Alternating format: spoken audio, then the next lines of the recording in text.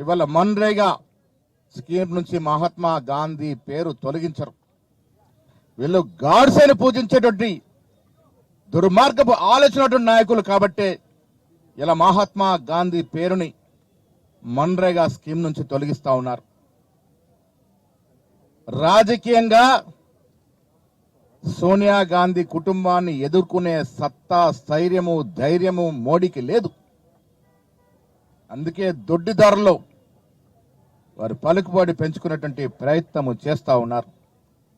మిత్రులారా, ఇది మహాత్మా గాంధీ పేరు తొలగింపు అంటే యావత్ దేశ ప్రతిష్టకు భంగం కలిగించిన అంశం.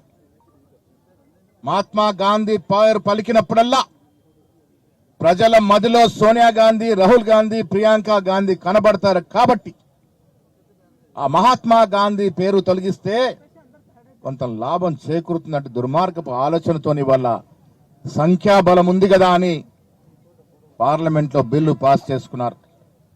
మిత్రులారా, మీ ద్వారా స్పష్టం చేస్తున్నాను, బిల్లు మారిస్తే మార్చొచ్చు, కానీ ప్రజల గుండెల్లో మహాత్మా గాంధీ అనే పేరు చిరస్థాయిగా ఉంటది. ఈ భారతదేశం ఉన్నంత వరకు ఉంటది, ప్రపంచం ఉన్నంత వరకు కూడా మహాత్మా గాంధీ పేరు వాడలా దేశ విదేశాల్లో కూడా పలకబడుతుందనే మాట కూడా ఈ సందర్భంగా మనవి చేస్తా ఉన్నాను. ఇది గొప్ప కార్యక్రమం. ఆనాడు శ్రీమతి సోనియా గాంధీ గారు అనంతపూర్లో పర్యటించినప్పుడు ఇళ్లకన్ని తాళాలుంటే ఎందుకున్నాయని రఘువీరారెడ్డి గారు అడిగినప్పుడు ఉపాధి కోసం పక్క రాష్ట్రాల్లోకి వెళ్తున్నారనే మాట చెప్పినప్పుడు చలించిన సోనియా గాంధీ తక్షణమే మన్మోహన్ సింగ్ గారితో మాట్లాడి 2005 జూన్ ఆగస్టు 23న ఈ కార్యక్రమాన్ని తీసుకురావడం జరిగింది. 2006 నుంచి ఈ కార్యక్రమం రండి శ్రీధర్బాబు గారు 2006 నుంచి ఈ కార్యక్రమం అమల్లోకి వచ్చింది.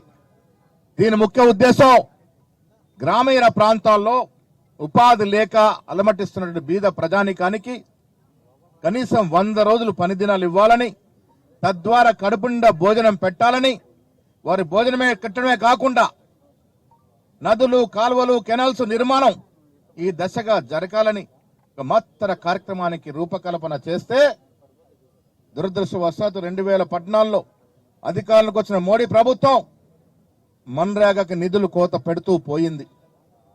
ఇవాళ పేరు మార్చింది. మిత్రులారా, ఇందాక ఎడమ బుజ్జునతో చెప్తా ఉన్నాడు, నేను ఉపాధి హామీ పథకం పనిచేసి నా కుటుంబాన్ని నడుపుకొని ఇవాళ ఎమ్మెల్యే కాగలిగిన మాట. ఇలాంటి ఎందరో బీద ప్రజానీకానికి చేయూతనిచ్చినటువంటి Mahatma Gandhi National Rural Employment Guarantee Act ని ఇలా తూట్లు ముడుస్తూ అప్రజాస్వామికంగా దీని పేరు మార్చడం అనేది దేశ ప్రజలు జీర్ణించుకోలేకపోతా ఉన్నారు. మోడీ, అమిత్ షా ఎన్ని కుతంత్రాలు చేసినా, ఎన్ని ప్రయత్నాలు చేసినా మహాత్మా గాంధీ పేరుని మన హృదయాల నుంచి ఎవరు కూడా చెరపలేరు. అదేవిధంగా నువ్వు రాజకీయంగా ఎదుర్కోలేక సోనియా గాంధీ కుటుంబం మీద ఈడీ కేసులు, సిబిఐ కేసులు ఎన్ని బనాయించినా, నీకు కోర్టు మొట్టికాయలు వేసినా నువ్వు ప్రజాస్వామ్యాన్ని కూని చేస్తూ రాజ్యాంగాన్ని తొంగల తొక్కుతూ ముందుకు సాగుతా ఉన్నావు మోడీ గారు. ఇలా నెహ్రూ అనే వ్యక్తి దేశ విదేశాలకు విజనరీ లీడర్ గా గౌరవించడం నెహ్రూ గారి యొక్క లెగసీని మరిపించే విధంగా ప్రయత్నాలు జరుగుతూ ఉన్నాయి. మహాత్మా గాంధీ, నెహ్రూని మరిపించే ప్రయత్నాలు జరుగుతూ ఉన్నాయి. ఈ దేశ చరిత్రని తిరగరాసే ప్రయత్నాలు జరుగుతూ ఉన్నాయి. రాజ్యాంగాన్ని సమూలంగా మార్చే ప్రయత్నాలు జరుగుతూ ఉన్నాయి. మనువాద రాజ్యాంగం మార్చుకునే ప్రయత్నాలు జరుగుతూ ఉన్నాయి. ఖబర్దార్ మోడీ గారు, ఈ దేశం ఒక లౌకికవాద దేశం. నీ పప్పులు ఉడకవనే మాట సందర్భంగా మనవి చేస్తా ఉన్నాను. ఇలా ఖర్గే గారి నేతృత్వంలో పార్లమెంట్ లో ఎంత గోల చేసి అర్జించినా మీరు చలించలేదంటే మీరు కడుపులో మహాత్మా గాంధీ మీద విషం ఎంత నింపుకున్నారో అర్థమవుతా ఉంది. దేశ ప్రజలు గ్రహిస్తా ఉన్నారు. అన్నీ కలిపి ఒకేసారి మూల్యం చెల్లిస్తారు. వచ్చే రోజుల్లో మీ పతనము తప్పదు.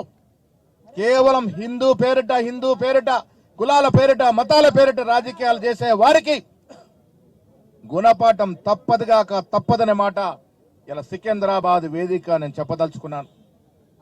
ఇవాళ ముఖ్యమంత్రి రేవంత్ రెడ్డి గారు, డిప్యూటీ ముఖ్యమంత్రి భట్టి గారు, ఇక్కడికి వచ్చిన మంత్రులందరం కూడా ముక్త కంఠంతో మన్రేగా నుంచి మహాత్మా గాంధీ పేరు తొలగింపుని వ్యతిరేకిస్తూ రాబోయే రోజుల్లో ప్రజల ఆశీర్వాదంతో కాంగ్రెస్ పార్టీ అధికారం రావడం ఖాయం.